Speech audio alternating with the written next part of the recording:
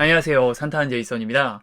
저는 등산 유튜버로서 지난 3년 동안 매 계절 가장 아름다운 곳을 찾아 전국 방방곳곳을 누볐는데요. 올해는 저의 이런 경험을 바탕으로 매월 가기 좋은 코스를 방문 시기와 함께 소개해 드릴 예정입니다. 매번 어디가 좋은지 몰라 산행지를 정하는데 어려움을 겪으신 분들에게 도움이 되었으면 하고요. 소개해 드리는 곳은 제가 정말 자신 있게 추천하는 곳들이니 올해가 아니라고 하더라도 꼭 한번 방문해 보시는 걸 추천드립니다. 다만 주의하실 점은 3월에도 가끔씩 뒤늦은 대설이 내리는 경우가 있으니 가기 전에 날씨를 확인하고 눈 온 다음 날이면 아이젠을 챙기는 걸 추천드리고요. 또한 해빙기에 낙석 사고로 인해 사고가 많아지니 낙석 위험 구간은 빠르게 통과하는 것이 중요합니다. 또한 2월 중순부터 봄철 산불 조심 기간이 시작되어 통제되는 구간이 많으니 더보기란에 링크해 놓은 페이지에서 통제 여부를 확인하고 산행 계획을 세우시길 추천드립니다. 언제나처럼 모든 영상은 제가 직접 촬영한 영상이고요. 자세한 산행 후기나 코스가 궁금하신 분들은 더보기란에 링크를 해놨으니 참고하시면 좋을 것 같습니다.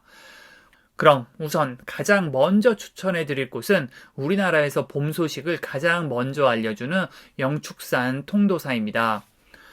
매화는 봄꽃 중에서 가장 먼저 피는 꽃인데요. 그 중에서도 통도사 홍매화는 빠르면 1월에도 피기 시작해 2월 말이나 3월 초에 절정을 맞이한다고 합니다.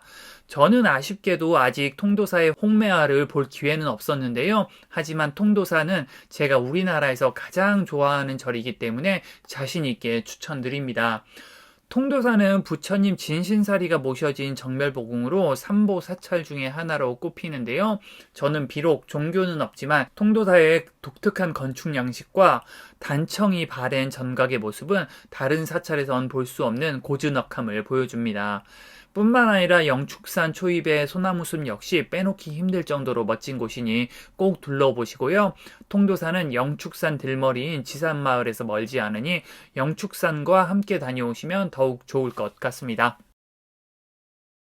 다음으로 통도사에 이어 봄 소식을 가장 먼저 전해주는 곳은 바로 광양의 매화마을입니다. 섬진강 줄기에 위치한 이곳은 맑고 온화한 강바람과 알맞게 피어오르는 물안개가 매실 농장에 적합해 매화나무가 지천에 심어져 있는데요. 3월에 매화가 피기 시작하여 3월 중순이 되면 온 마을이 빨갛고 하얀 매화로 뒤덮입니다. 광양에서는 매년 개화 시기에 맞춰 매화 축제를 여는데요. 2024년에도 3월 8일부터 17일까지 10일간 매화 축제가 개최될 예정입니다. 매화가 가장 아름다운 곳은 청매실 농원인데요.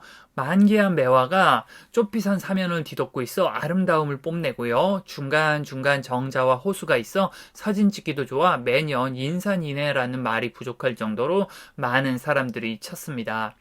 개인적으로 서울에서 너무 멀어서 매번 안내 산악회를 통해서 다녀왔는데요. 좀 긴 산행을 좋아하시는 분들은 백운산에서부터 능선을 따라 좁비산을 들러 매화마을로 내려오는 20km 코스를 추천드리고요. 좁비산만 둘러보는 코스는 약 10km로 시간이 여유로워 근처에 구리의 산수유 마을을 같이 둘러보는 경우가 많으니 취향에 따라 다녀오시면 됩니다. 다시 한번 말씀드리지만 평일에도 주차가 힘들 정도로 사람이 많으니 자차로 가실 분들은 주말은 삼가하시고요. 평일에도 되도록 일찍 가시는 걸 추천드립니다. 3월에 추천하는 산 세 번째로 소개해드릴 산은 벚꽃과 진달래를 같이 즐길 수 있는 진해의 장복산입니다. 장복산은 처음 들어보시는 분들도 많을 텐데요. 저도 처음 방문했을 때 예상했던 것보다 너무 좋아서 깜짝 놀랐던 산입니다. 장복산 정상에 오르면 시야가 트이기 시작하고요. 덕주봉으로 향하는 오른쪽에는 진해가, 왼쪽에는 창원이 펼쳐져 있어 멋진 CCTV를 즐길 수도 있습니다. 개인적으로 수십 년 전에 복무했던 해군 신병교육대가 보이는 것도 너무 신기했고요. 진해 너머 남해 바다의 모습도 너무 좋았습니다. 또한 정상부 능선 곳곳에는 진달래가 피어 있고요. 하산길의 안민고개와 경화역 철길은 벚꽃으로 뒤덮여 있어 너무도 멋졌던 곳입니다. 지금 보시는 영상은 2022년 3월 22일에 다녀온 영상인데요. 산 아래 경화역과 여자천에는 벚꽃이 거의 만개했지만 안민곡의 벚꽃과 산 위 능선의 진달래는 거의 피지 않았습니다. 3월 말 4월 초쯤이 가장 좋을 것 같은데요. 좀 이르게 가면 산 아래 벚꽃을 보실 수 있고요. 조금 늦게 가면 높은 곳의 벚꽃과 진달래를 즐길 수 있는 장복산 꼭 가보시길 추천드립니다. 다음으로 소개해드릴 3월 추천산 네 번째는 바로 사량도의 지리산입니다. 통영에 위치한 사량도는 인구 1,400명의 자그마한 섬인데요. 코로나 전에는 1년에 3, 40만 명이 찾을 정도로 풍광이 뛰어난 곳입니다. 지리산은 비록 400m의 낮은 산이지만 날이 좋은 날에는 지리산이 조망된다고 하여 바라볼 망자를 사용하여 지리망산이라 불리우기도 했는데요. 통영의 쪽빛 바다와 아찔한 남릉을 즐길 수 있어 추천하는 산입니다. 언제 가도 좋은 섬이지만 사량도가 가장 예쁜 시기가 바로 진달래 피는 3월 말이라고 합니다. 워낙 남쪽에 있는 데다가 능선에 햇볕을 가려줄 나무가 거의 없어 5월을 넘어가면 더워서 산행이 힘들다고 하니 기왕이면 진달래 피는 3월 말이나 4월 초에 가시는 걸 추천드립니다. 다만 아쉬운 점은 섬이다 보니 배를 타야 들어갈 수 있다는 점인데요. 고성 용안포나 통영 가오치항에서 배를 타시면 1시간이 되지 않아 도착하니 참고하시고요. 암릉이 꽤나 험해서 암릉을 싫어하시거나 고소공포증이 있으신 분들에겐 적합하지 않으니 참고 부탁드립니다. 다음으로 소개해드릴 곳은 매년 3월 중순이 넘어가면 강변북로에 유난히도 노랗게 물드는 산이 있는데요. 바로 응봉산입니다.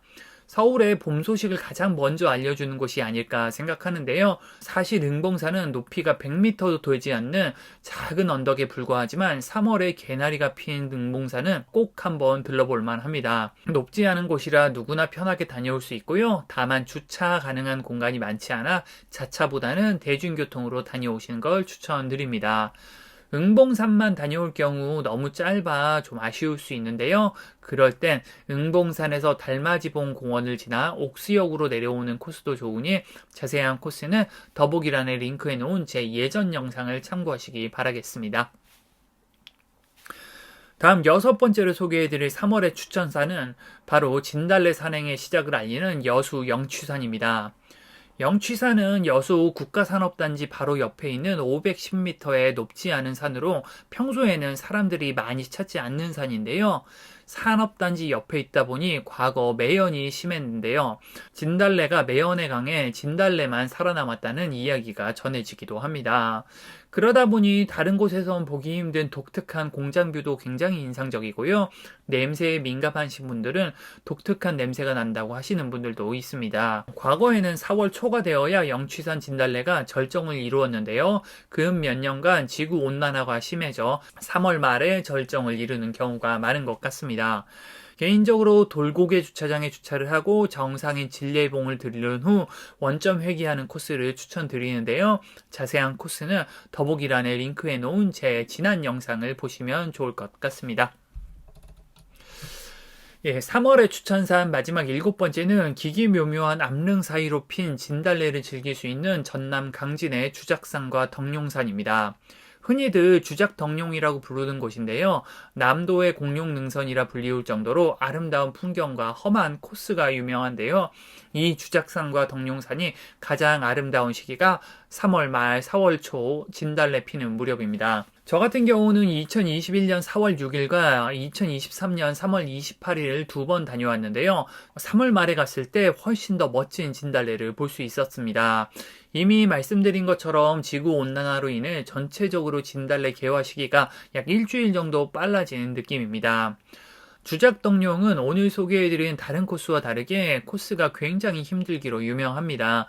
소성문에서 시작하면 덕룡산에서부터 암릉이 시작되고요. 주작산의 끝도 없는 암릉은 사람의 멘탈을 탈탈 털기 충분합니다. 하지만 멋진 암릉 사이로 피어있는 진달래와 강진 앞바다 풍경은 그 모든 힘듦을 보상하는데요. 굉장히 험한 곳이기 때문에 고소공포증이 있거나 험한 코스를 싫어하시는 분들은 안 가시는 것이 좋고요. 주작산과 덕룡산을 한 번에 가실 분들은 정신적으로나 체력적으로 부담이 많이 되는 곳이니 대비를 단단히 하고 가시는 걸 추천합니다. 체력이 좋으신 분들은 덕룡산, 주작산에 이어 두륜산까지 한 번에 다녀오시는 분들도 있는데요. 저도 3년 전에는 힘들게 성공했지만 작년에는 힘들어서 주작산이 끝나고 포기할 정도로 체력적 부담이 심한 곳이니 가실 분들은 각오를 단단히 하고 가시고요. 가시기 전에 제 영상 한번 보시면 도움이 될 것 같습니다. 여기까지가 오늘 준비한 7개의 산인데요. 사실 3월 중순까지는 꽃이 피는 곳이 많지 않아 갈 곳이 마땅치 않은 시기이기도 합니다.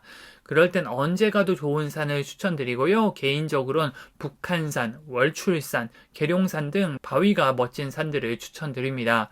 이런 유명한 산을 제외하고 추천해드리자면 홍천의 팔봉산, 춘천의 사막산, 고흥의 팔영산, 단양의 제비봉 같은 산들은 언제 가도 좋은 산들이니 3월에 갈 곳이 마땅치 않은 분들에게 추천드립니다. 네, 오늘 이렇게 3월에 가기 좋은 산들을 추천해 드렸는데요. 제가 전국의 모든 산을 다 가본 것은 아니기 때문에 다른 좋은 곳들도 있을 것 같습니다. 여러분들이 아시는 3월에 갈 만한 산은 댓글로 알려주시면 저도 참고하도록 하겠고요. 영상을 보는 다른 분들에게도 도움이 될 것 같습니다. 네, 오늘도 긴 영상 시청해주신 분들 모두 감사하고요. 전 다음에 또 좋은 영상으로 찾아뵙겠습니다. 전 산타는 제이슨이었습니다. 감사합니다.